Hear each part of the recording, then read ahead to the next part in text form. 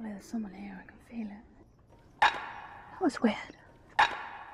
Was shot after he tried to raise the tax rate. If anyone has any unfinished... Tithe barns. What are they and what were they for? The folklore and stories behind these beautiful structures may surprise you. I recently found myself drawn to visit the oldest surviving example, and yes, things got a little bit weird. There are around 200 tithe barns scattered around the UK, and many of them reside here in England. Tithe barns were known to be built in the UK as early as the 13th century. However, it is possible that they existed much earlier, but did not survive to tell their story.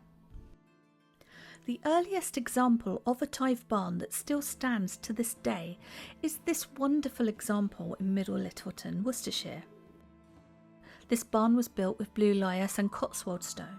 It was assumed by some that the barn was built by Abbot John Umbersley in 1376. However, the building was tested by radiocarbon methods, and it seems that it was probably built much earlier, around the year 1250. The tithe was a tax system set up by the church, which allowed them to collect a 10% share of harvests and produce from local farmers. This tithe barn in Middle Littleton, Worcestershire, would have been built for the benefit of the nearby Evesham Abbey. Unsurprisingly, the tax system was unpopular with the farmers, as they had to bring 10% of their produce to these barns to pay this church tax.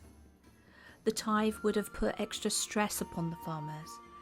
Imagine how the road system may have looked back then, with mud and grass, tracks, worn-out remnants of old Roman roads.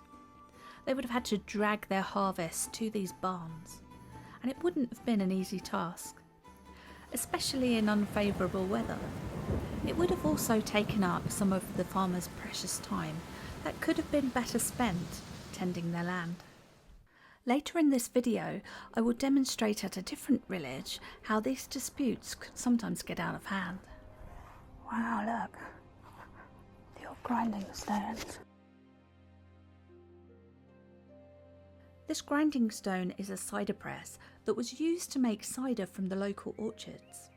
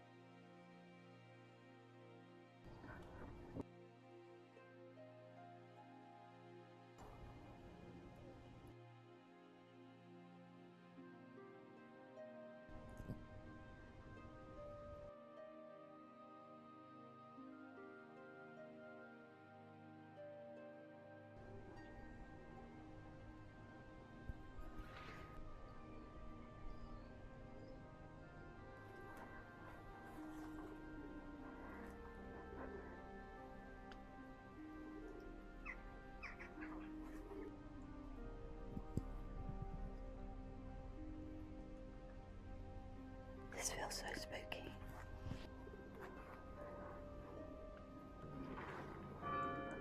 Oh my, I nearly jumped out of my skin at that. These doors.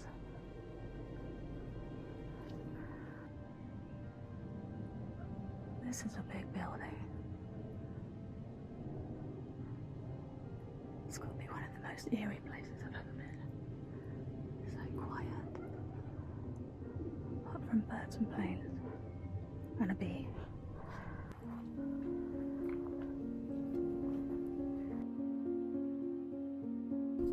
It's so spooky.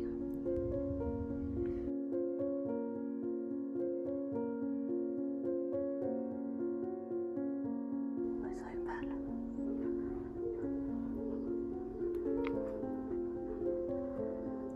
Holy moly.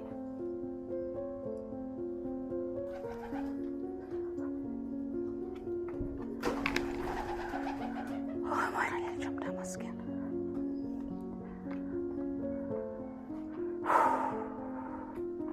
know it's only birds, but initially thought to be built in 1376 by Abbot John Wesley. Oh my.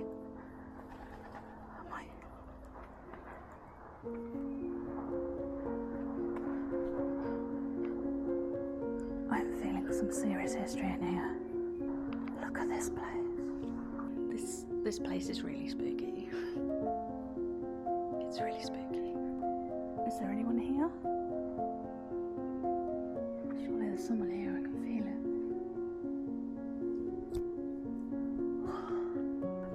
Oh, the floor is so uneven. That spider. Did you see him go? Ooh. Really creepy. This place is really creepy. But look at this, look at the roof. And the stones, they're all uneven and higgledy-piggledy.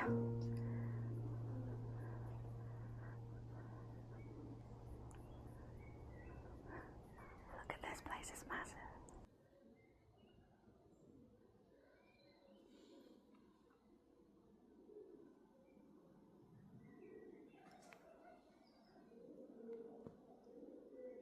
So there's a big area down here. Got the stones disrupted. I wonder what that means. And there's another area up there that's got a different line of stones. Oh, pigeon. You're scaring me up, Pidge. Or are you a dove? You're a dovely. A dove, I think. Hello. Just heard something behind me. See, these stones are all broken and missing. This door, massive. All these pigeons and doves are making me jump. Nature's taking it back. There's cobwebs. This place is huge. It's surprising it's still standing. Look at the woodworm and decay on this beam.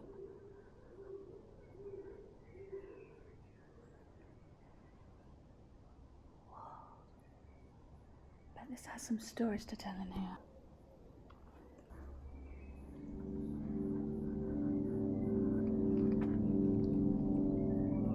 I think some other people are coming now. I hope they're not looking me in. That's a dog. Red paint on the walls doesn't help, does it? It's like blood splatter. I take it that's red paint.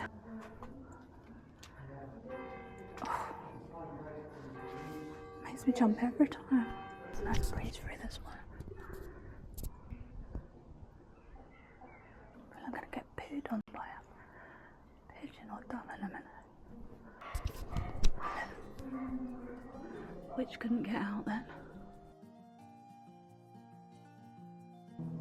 What a place.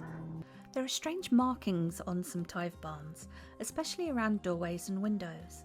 This barn is no exception, and you can find marks and patterns on the stonework. These markings are sometimes known as witches' marks, and are often in the form of notches or symbols, such as daisy circles.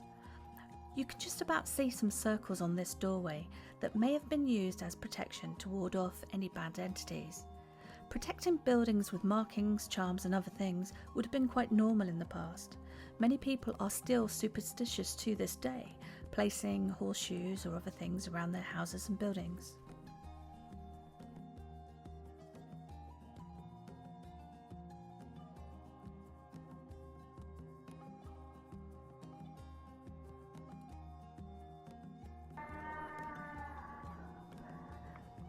Oh, it sounds like a donkey. It's a bit apt when you're at the stable block, isn't it? So that's over in the distance.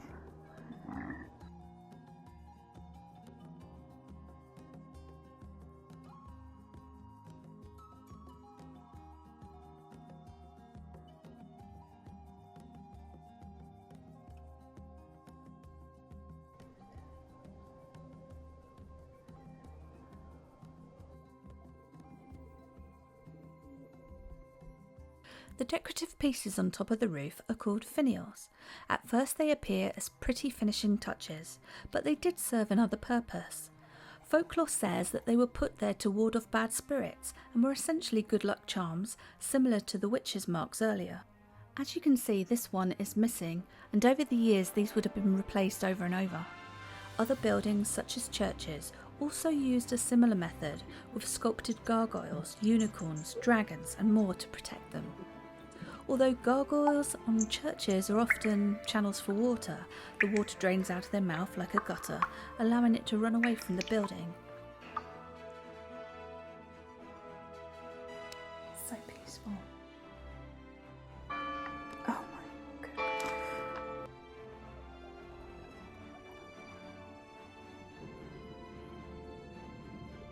Look at these little cuties.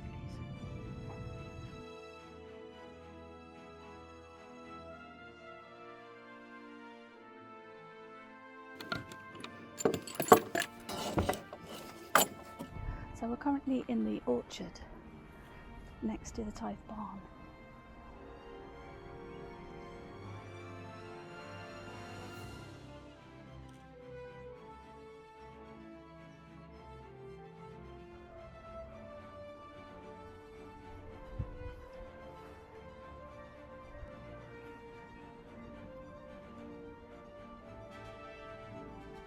Let's grow up the day. Grow up the day.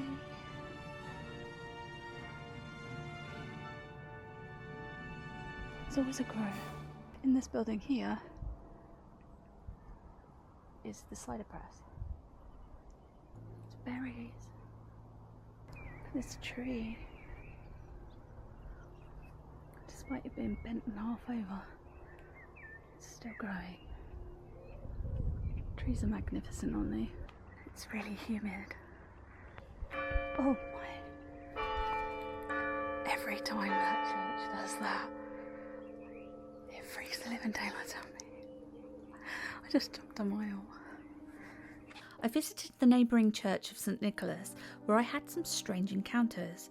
As I entered the graveyard, I felt the essence of the centuries of history that the land would have been through. I also felt an eerie feeling like I wasn't alone. Then later, something else happened.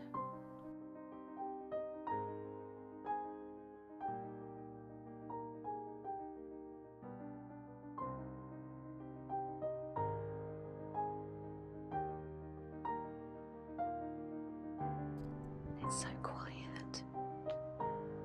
It's just cows.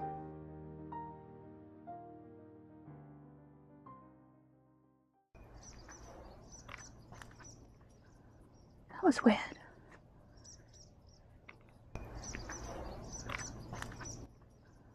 That was weird.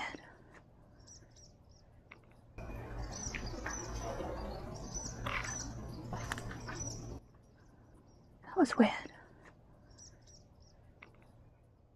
I felt like something whizzed past and there was nothing there. Like a biker or felt like the whiz. I heard the sound. A whoosh sound and a wind-like presence passed in front of me from right to left. There were no vehicles around at all. It sounded like bike wheels on the road, similar to the one a minute ago. It wasn't overhead, and there must be a rational explanation, but it was enough to stop me in my tracks. Very strange. It's so muggy. Feels like it's going to pee down. Understandably, the farmers were not happy about this tithe taxation system. As a result, disputes would have been common. The farmers would have tried to negotiate with the church to get fairer deals that was more in line with what they thought their produce was worth. At times, the farmers would have been pushed to their limits, and as such, they would confront those who tried to take away an unfair share of their hard work. These confrontations did not always end well. An example of this was in a parish called Oddingley on the 24th of June 1806. Where Reverend George Parker was shot after he tried to raise the tax rate. The story of Rev George Parker's end is an interesting yet gruesome one. It was a hot evening, and the Reverend had been out to collect some of the cattle when he met his end. A man had approached him, dressed in a thick leather coat not fitting of the weather that day. The man had shot him, then used a stick to be sure that he had done what he had set out to do.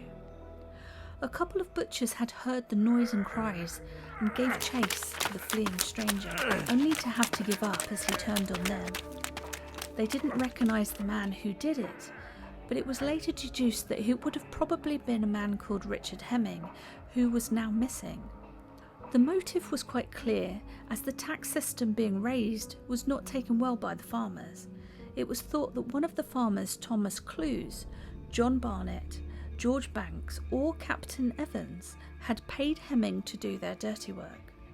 To cut a long story short, it wasn't until 24 years later, in 1830, when this mystery unravelled itself.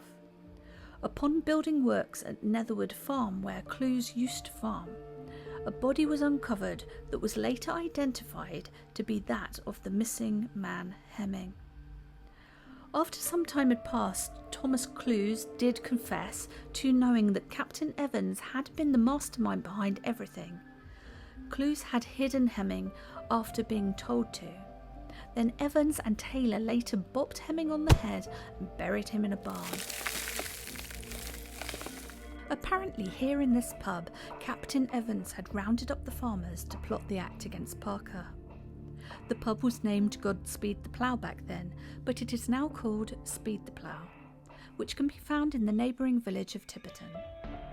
I visited the church at Oddingley where Reverend Parker is buried. I went inside the building, and I have to say it was so quiet inside that church that I could hear my own heartbeat.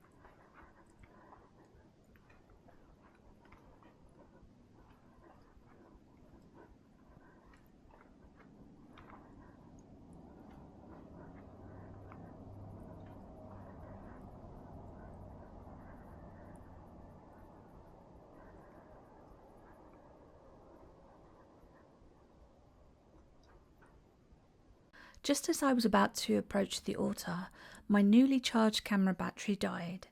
Also, my GPS watch did not record my outside walk either.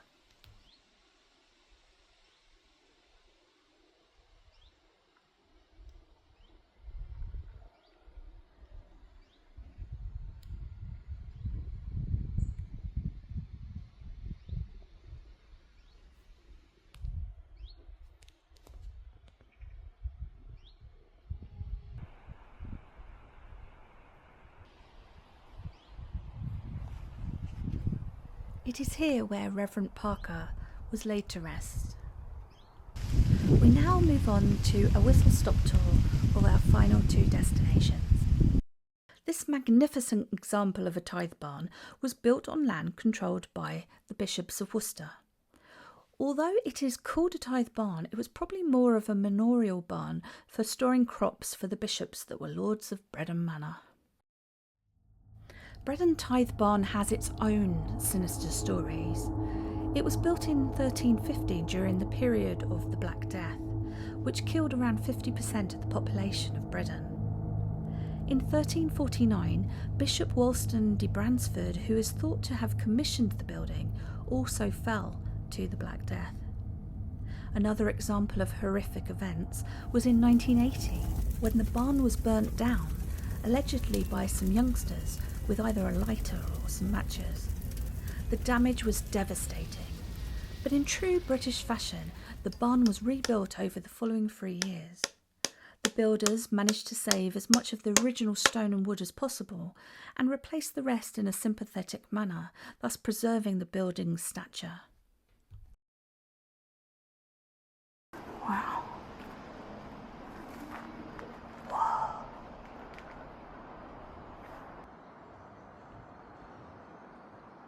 Wow, this is fantastic. Wow, this is even more bird poopy. Oh, look at that. Hey, look at you. You're adorable. So, this is Bredon Tithe Barn, and it feels completely different from the Tithe Barn at Middle Littleton. The feeling in here is completely different. It's just, it's not eerie. I don't know if that's because you can hear people playing in the house next door. It's just different. So cute.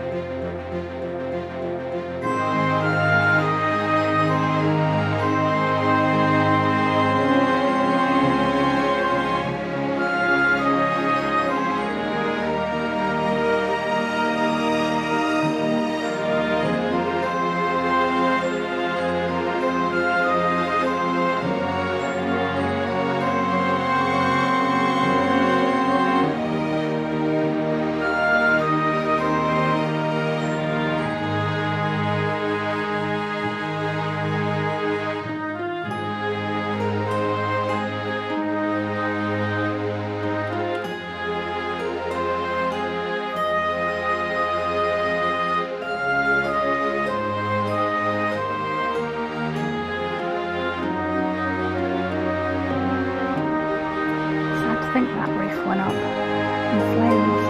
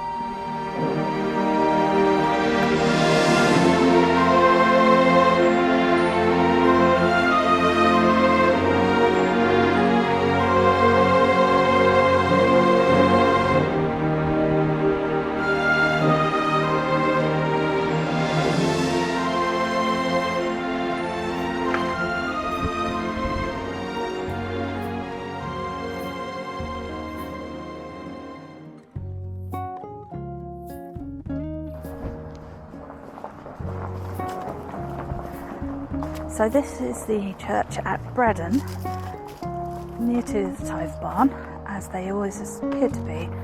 But I've come here to look at this magnificent tree.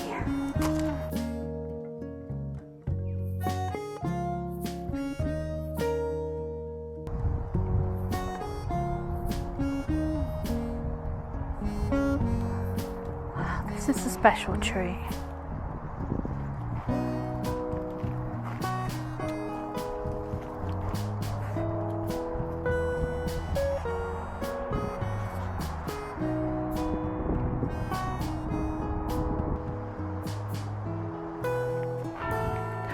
every time there's one bell, I jump out my skin.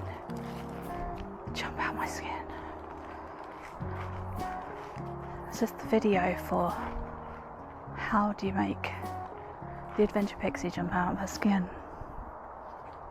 But this one is special.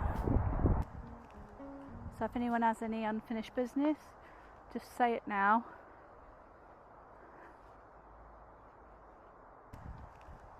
So if anyone has any unfinished business, just say it now.